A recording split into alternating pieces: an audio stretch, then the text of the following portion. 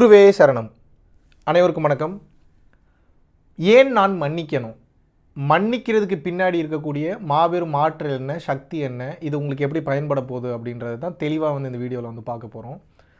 முதல்ல ஏன் மன்னிக்கணும் அப்படின்னா, நீங்கள் பெரிய மனுஷன் ஆயிடுறீங்க, நீங்கள் கடவுள் தன்மைக்கு போயிடுறீங்க, தெய்வீகம் ஆயிடுறீங்க, இப்படி நிறைய உண்மைகள் இருந்தாலும் கூட அதுக்கு பின்னாடி உங்களுக்கு இருக்கக்கூடிய பெனிஃபிட்டை நீங்கள் புரிஞ்சுக்கணும்.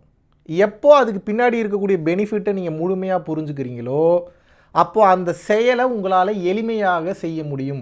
எனக்கு புரியுது, ஒருத்தங்க மிகப்பெரிய தவறோ துரோகமோ தீங்கோ இல்லை ஏதோ ஒரு மிகப்பெரிய தப்போ பண்ணிட்டா நமக்கு மன்னிக்கிறது ரொம்ப ரொம்ப ரொம்ப ரொம்ப சிரமமான விஷயந்தான். அது அவ்வளோ சீக்கிரம் நம்மளால் பண்ண முடியாது. பட் நீங்கள் என்ன புரிஞ்சுக்கணுன்னா, மன்னிக்கும் போது அது அவர்களுக்கு பயனாக மட்டும் அமைவதில்லை, அவர்களை விட பல மடங்கு, பல லட்சம் மடங்கு, பல கோடி மடங்கு அது உங்களுக்குத்தான் பயனாக அமைகிறது. அதில் பெனிஃபிட்டே உங்களுக்கு தான். மன்னிப்பவருக்கு மட்டும்தான் அனைத்து இயற்கையின் சட்டதிட்டங்களும் வசப்படுகிறது, இயற்கையினுடைய பரிசு கிடைக்கிறது, தெய்வீகத்தின் பரிபூர்ண அருள் கிடைக்கிறது. எப்படின்றத சயின்டிஃபிக்காக சொல்கிறேன், நல்லா புரிஞ்சுக்கோங்க. இப்போ ஒருத்தர் உங்களுக்கு ஒரு மிகப்பெரிய துரோகம் ஒன்று பண்ணிட்டாருன்னு வச்சுப்போம்.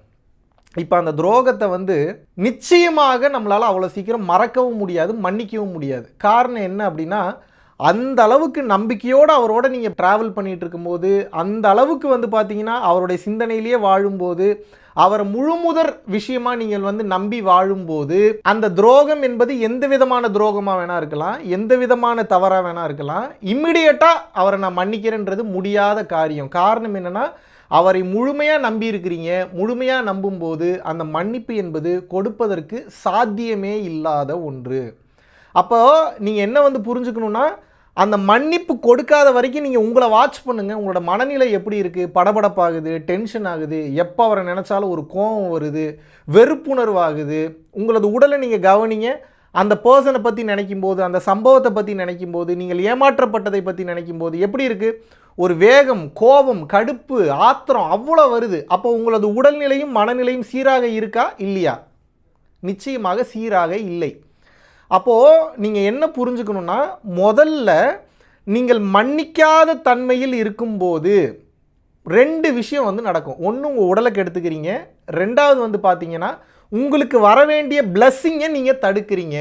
காரணம் என்னென்னா, எப்போ இந்த உடல் மற்றும் மனமானது ஃப்ரீ ஃப்ளோவில் எந்தவித ரெசிஸ்டன்ஸும் தடையும் இல்லாமல் இயங்குகின்றதோ அப்போ தான் ரொம்ப ஃப்ரீயாக இந்த உலகத்தில் உங்களால் பண்ணணுன்ற விஷயத்தை ஃப்ரீயாக போய் பண்ண முடியும், நிம்மதியாக பண்ண முடியும், தொந்தரவு இல்லாமல் பண்ண முடியும். நிறைய பேர் மீட்டப்பில் சந்திக்கும் போது கேட்குறாங்க, சத்சங்கத்தில் வரும்போது கேட்குறாங்க, ஏதோ ஒரு ரெஸ்ட்டே இல்லாத மாதிரி ரெஸ்ட்லெஸ்ஸாக இருக்குங்க, ஏதோ படபடப்பாகவே இருக்குங்க, டென்ஷனாகவே இருக்குங்க. காரணம் என்னென்னா, இந்த கெட்ட விஷயங்கள் தான் அதிகமாக மனநிலையில் ஓடும், நெகட்டிவிட்டிஸ் தான் அதிகமாக ஓடும். அப்போ என்னென்னா, உங்களது பிபி, பிளட் ப்ரெஷர் அதிகப்படுத்திடுது, கடுப்பாக்கிறது, தேவையில்லாத சிந்தனைகளை கொடுத்துருது, டென்ஷன் ஆக்கிறது.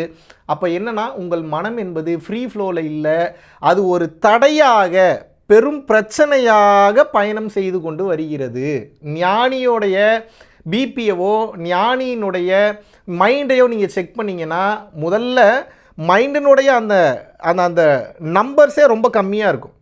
சராசரி மனிதனுடைய பிபியவோ சராசரி மனிதனுடைய மைண்டவோ செக் பண்ணிங்கன்னா அதிகமாக ஓடுகிறது. அப்போ ஏன் அப்படின்னா, மனநிலை எப்போ ஃப்ரீயாக இருக்கோ அப்போ தான் இந்த ஃபிசிக்கல் ரியாலிட்டியில் ஏதோ ஒன்றை நீங்கள் சாதிக்க போகணுன்னா அந்த சாதனைக்கு, அந்த செயலுக்கு 100% உங்களுடைய எஃபோர்ட்டை போட முடியும். 100% எஃபோர்ட்டை யார் போடுறாங்களோ அவர்களால் தான் வெற்றி கனியை பறிக்க முடியும். அப்போ மன்னிப்பு கொடுக்காமல் இருக்கும்போது ஒரு அழுத்தம், ஒரு இறுக்கம் உங்களுக்குள் உருவாகிறது. நீங்கள் மன்னிச்சிட்டீங்க அப்படின்னா அந்த அழுத்தமும் இறுக்கமும் கொஞ்சம் கொஞ்சமாக குறைந்து விடும். இன்றைக்கி நான் மன்னிச்சிட்டேன் அப்படின்னா உங்களால் மன்னிக்க முடியாது. இன்னும் அந்த அழுத்தம், அந்த வேகம் இருக்க தான் செய்யும். ஆனால் ஒவ்வொரு முறை அந்த சம்பவம், அந்த சூழ்நிலை உங்கள் நினைவுக்கு வரும்போது, நான் மன்னிச்சிட்டேன், இறைவன் உன்னை பார்த்து கொள்வார், நான் ஃப்ரீயாக விட்டுட்டேன்ற அந்த மைண்ட் செட்டோடு ட்ராவல் பண்ணும்போது நீங்கள் என்ன தண்டனை கொடுக்கணும்னு நினச்சிங்களோ அதை விட பெரிய தண்டனை இறைவன் கொடுப்பார். நீங்கள் ஏன் அதை போய் கஷ்டப்பட்டுக்கிட்டு இருக்கிறீங்க? நீங்கள் போய் மன்னிப்பு கொடுக்காம ஒருத்தரை பழி வாங்கணுன்ற எண்ணத்தோடு போகும்போது, வச்சு செய்யணுன்ற எண்ணத்தோடு போகும்போது, காயப்படுத்தணுன்ற எண்ணத்துக்கு போகும்போது பல பாதிப்புகள் மன அளவிலும் உடலளவிலும் இந்த சமுதாய ரீதியாகவும் உங்களுக்கு வரலாம். இறைவன் அதை பார்த்துக்க போகிறார், நீ ஏன் அதில் போய் தலையிடுறீங்க? அப்போ ஃப்ரீயாக மன்னிக்கும் போது முதல்ல நீங்கள் பெரிய மனுஷன் ஆயிடுறீங்க. அது மட்டும் இல்லாமல் அந்த பிரச்சனையிலேருந்து வெளியே வந்துடுறீங்க. அதுக்கப்புறம் வந்து பார்த்தீங்கன்னா அந்த மன்னிப்பு கொடுத்தவுடன் நான் உங்களை மன்னிக்க தான் சொன்னேன், பட் அந்த விஷயத்தை வந்து பார்த்தீங்கன்னா நினைத்து கொண்டே மறக்காமல் இருக்க நான் சொல்லவில்லை. அப்போ என்ன நான் சொல்ல வரேன் அப்படின்னா, மன்னிக்கும் போது அந்த அற்புதமான மேஜிக் உங்களுக்குள் நிகழ்கிறது. மன்னிக்கும் போது ஒரு மிகப்பெரிய ரெசிஸ்டன்ஸ், அந்த தடை என்பது நீங்குகிறது. தடை என்பது எப்போது அதிகப்படியாக உள்ளுக்குள் இருக்காத தன்மையில் நீங்கள் இந்த உலகத்தை போய் அணுகிறீங்க, ஒரு வேலையை செய்கிறீங்க, ஒருத்தங்கிட்ட பேசுகிறீங்க, நடக்கிறீங்க, தூங்குறீங்க அப்படின்னா ஃப்ரீயாக இருப்பீங்க. ஃப்ரீ மைண்டடோடு இருக்கும்போது அந்த ஹேட்ரட், அந்த வெறுப்புணர்வு அதிகமாக உள்ளே வைக்காமல் ஒரு அற்புதமான மேஜிக் காஸ்மிக் எனர்ஜி உங்களுக்குள் ஃப்ரீ ஃப்ளோவில் ஓடுது. அப்போ அந்த காஸ்மிக் எனர்ஜி எப்போ ஃப்ரீ ஃப்ளோவில் ஓடுதோ உங்களால் எதை வேணால் ஈஸியாக அச்சீவ் பண்ண முடியும். மேக்னெட் மாதிரி மாறிடுவீங்க. இப்போ நீங்கள் மேக்னெட்டாக மாறணும்.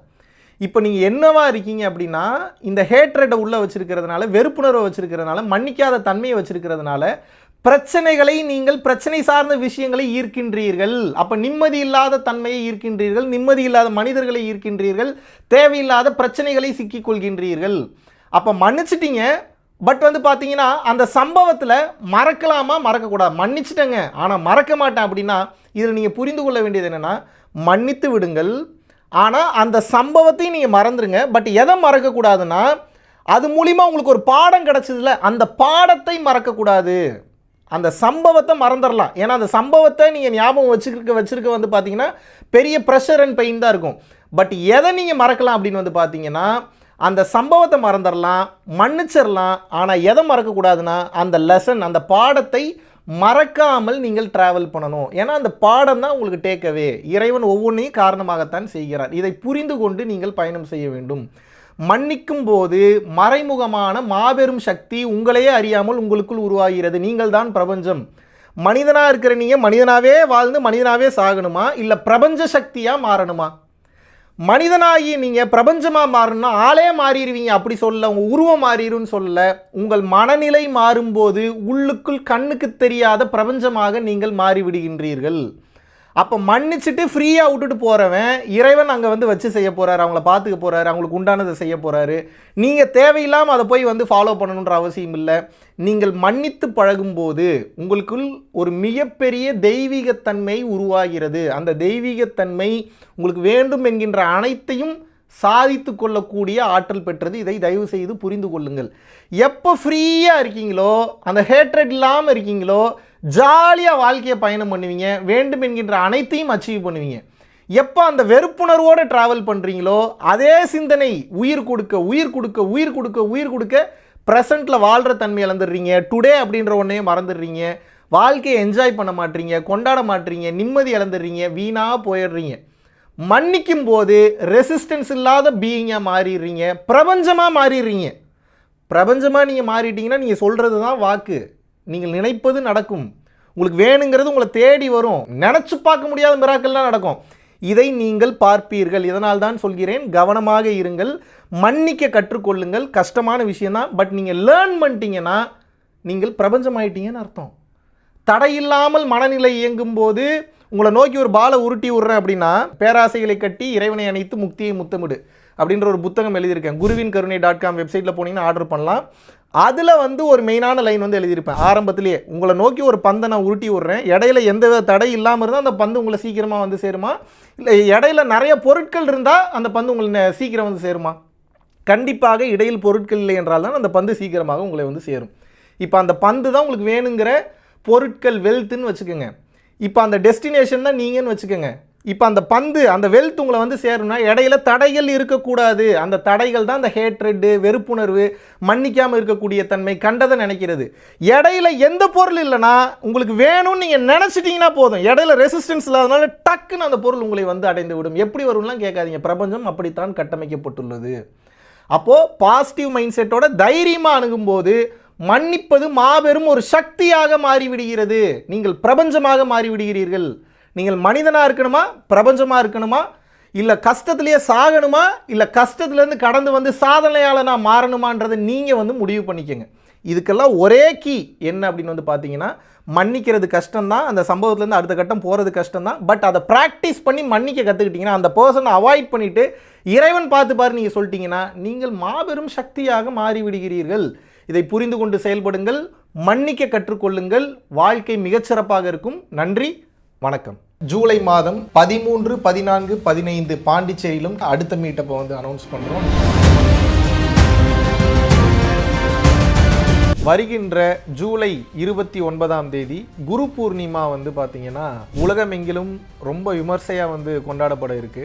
நார்மல் டைமில் நம்ம பண்ணுற அந்த சக்தியை விட பௌர்ணமி டைமில் 1000 மடங்கு அதிகப்படியான ரிட்டர்ன்ஸ் நமக்கு கிடைக்கும். பல குருமார்களுடைய மொத்த ஆற்றலும் மொத்தமாக வேலை செய்யக்கூடிய நாள் என்னன்னு வந்து பார்த்தீங்கன்னா குரு பூர்ணிமா, அதாவது குரு பௌர்ணமி. தாராளமாக ஆன்லைனில் வந்து நீங்கள் வந்து கலந்து கொள்ளலாம். அதை தொடர்ந்து ஆகஸ்ட் மாதம் 23ஆம் தேதியிலிருந்து 29ஆம் தேதி வரைக்கும் 7 நாட்கள் வந்து பார்த்தீங்கன்னா பூட்டானில் வந்து ஒரு அற்புதமான ஒரு ஸ்பிரிச்சுவல் யாத்திரையை வந்து மேற்கொள்ள இருக்கிறோம். டெக்னாலஜிக்கு முக்கியத்துவம் கொடுக்காம மக்களினுடைய வாழ்க்கைக்கும் பிறவியில்லா பெருவாழ்விற்கும் முக்கியத்துவம் கொடுத்து போகக்கூடிய மிகவும் வளமான அற்புதமான சக்தி மிக்க ஒரு நாடு. இந்திய குடிமகன்களுக்கு பாஸ்போர்ட் என்பது அவசியம் கிடையாது, ஓட்டர் ஐடி இருந்தால் மட்டும் போதும். கீழே உள்ள கான்டாக்ட் நம்பர் கான்டாக்ட் பண்ணியும் www.paramporulfoundation.in அப்படின்ற வெப்சைட்டில் போயும் உங்களது பெயரை வந்து முன்பதிவு செய்து கொள்ளலாம். பரம்பொருள் அறக்கட்டளை நடத்துகின்ற தினசரி அன்னதானம் மற்றும் இதர நற்காரியங்களுக்கு நீங்கள் உங்களது பங்களிப்பை தாராளமாக செலுத்தலாம். இதனால் என்னென்ன பலன்கள் கிடைக்கும் என்றால், தரித்திர தோஷம் விலகுகின்றது, அன்னக்குறைவு தோஷம், பித்ரு தோஷம், கர்ம தோஷம், பாவதோஷம் மற்றும் கிரகங்களினால் ஏற்படக்கூடிய தோஷங்களின் தீவிரமும் குறைகின்றது. மனக்குழப்பம் மற்றும் எதிர்மறை எண்ணங்கள் விலகுகின்றது. குடும்ப கலகங்கள், தொழில் தடைகள், பணத்தடை, கல்வித்தடை, திருமணத்தடை, சந்தானத்தடை, நோய் தொடர்பான கர்மபாரம் முற்றிலும் வந்து தீருகின்றது. ஆகையினால் இந்த பரம்பொருள் அறக்கட்டளை நடத்துகின்ற எல்லா விதமான நற்காரியங்களிலும் உங்களது பங்களிப்பை வந்து செலுத்துவதற்கு கீழே கொடுக்கப்பட்டுள்ள வங்கி கணக்கிற்கு தாராளமாக நீங்கள் வந்து பணம் அனுப்பலாம். நன்றி, வணக்கம்.